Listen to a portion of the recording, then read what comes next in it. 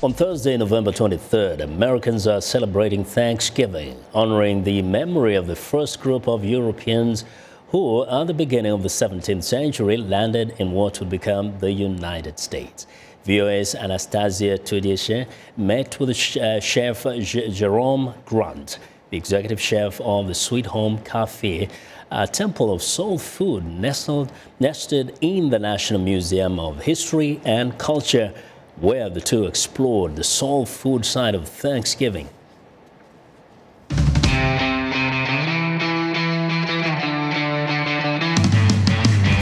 We are here at the Sweet Home Café, the cafeteria of the National Museum of African American History and Culture, and we are lucky enough to call the chef of this cafe our guide.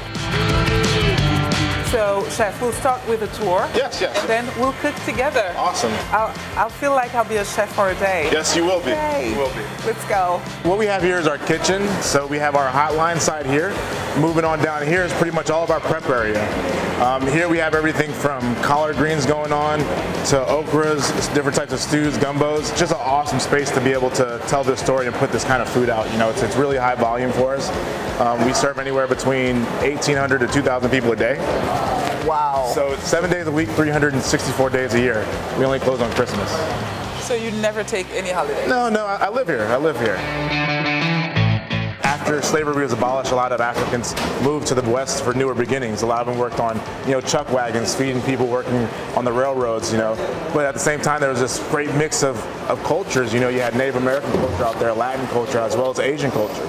What does Thanksgiving mean to you? To me, Thanksgiving means a lot.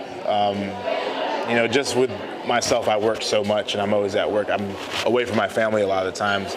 And Thanksgiving is like one of those times that I actually get to sit down, have a meal with my family, hang out with my son, hang out with my mother, hang out with my father, and all my other cousins that I'm not too much around all the time. And to just be me, just be the old school guy that I grew up to be. And, nobody brings that out more than just being with your family. You said in a previous interview that you consider the cafe, Sweet Home Cafe, as an edible exhibit. Can you tell us more about that? Yes, so I view our cafe as an edible exhibit. We're a piece of the museum.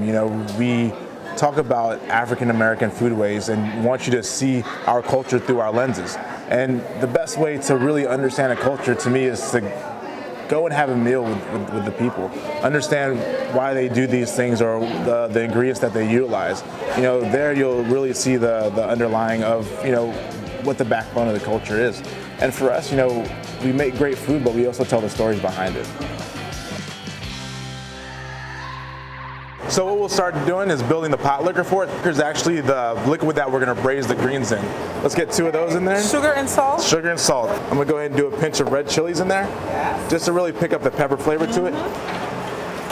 Should I add? Yep. Okay, no. Yeah, we'll do it one more in there. Can you smell like the hints of vinegar and stuff like that? One next thing we're gonna do, we're gonna go ahead and make some mac and cheese. We're gonna add a little bit of our bechamel in there. We've already blanched off our macaroni. You can add as much cheese as you want it. Yes. We've already added a little bit of pepper to our bechamel when we made it. Oh. Black peppercorns to really kind of give it that peppery flavor. Awesome. During our Thanksgiving here, we also feature smothered turkey wings, which is a southern staple.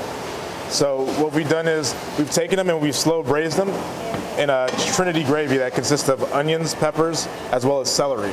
A lot of white wine, a lot of chicken stock, and we slow braise them for about 2.5 hours. The smell is... Yeah, so you get like the nice herbaceous smell from the rosemary. Rosemary, yep. Yeah. So after they're done cooking, where they're just almost falling off the bone, we'll separate the stock from it and actually build the sauce out of the same braising liquid.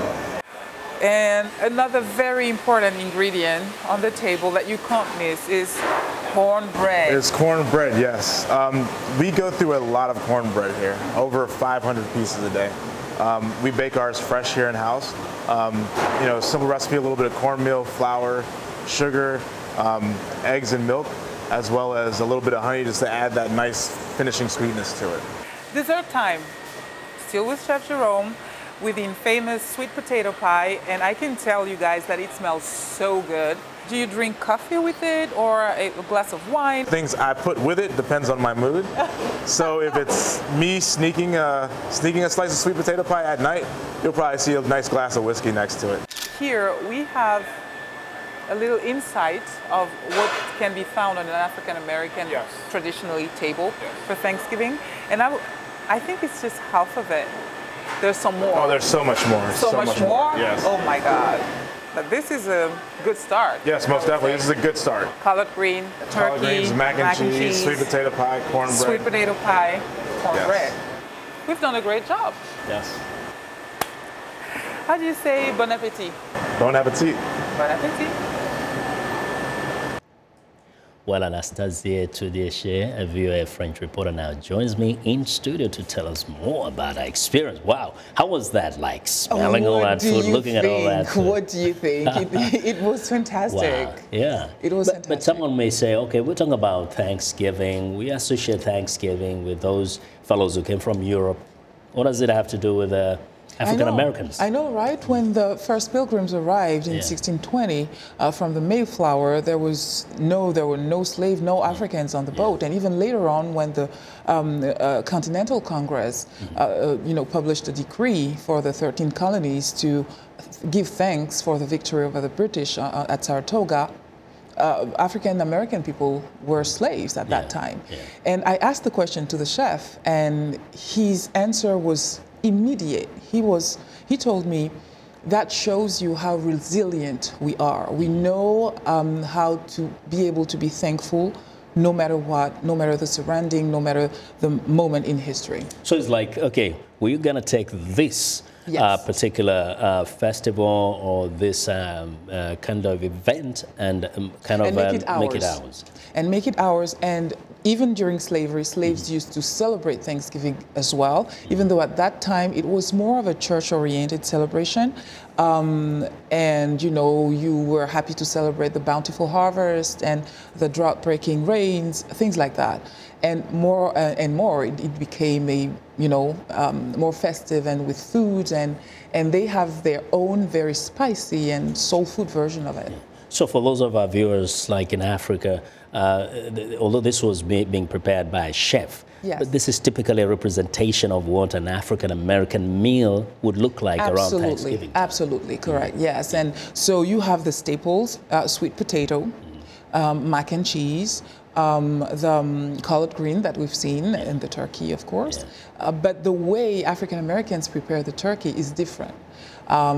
More spicy, you have cornbread, you have different types of spices, and it's something else. You still have the cranberry sauce, but it'll make it a little tastier, a little more savory. I would say that. Maybe I'm biased, but I would say that. But it looked good. It looks good. If anybody can make this at home and manage to feed the family, any other day, it doesn't matter. It doesn't have to be Thanksgiving. Absolutely. It'd be amazing. Absolutely, but it takes time, though. All right. And finally, anything you want to share about your own observations there before you leave?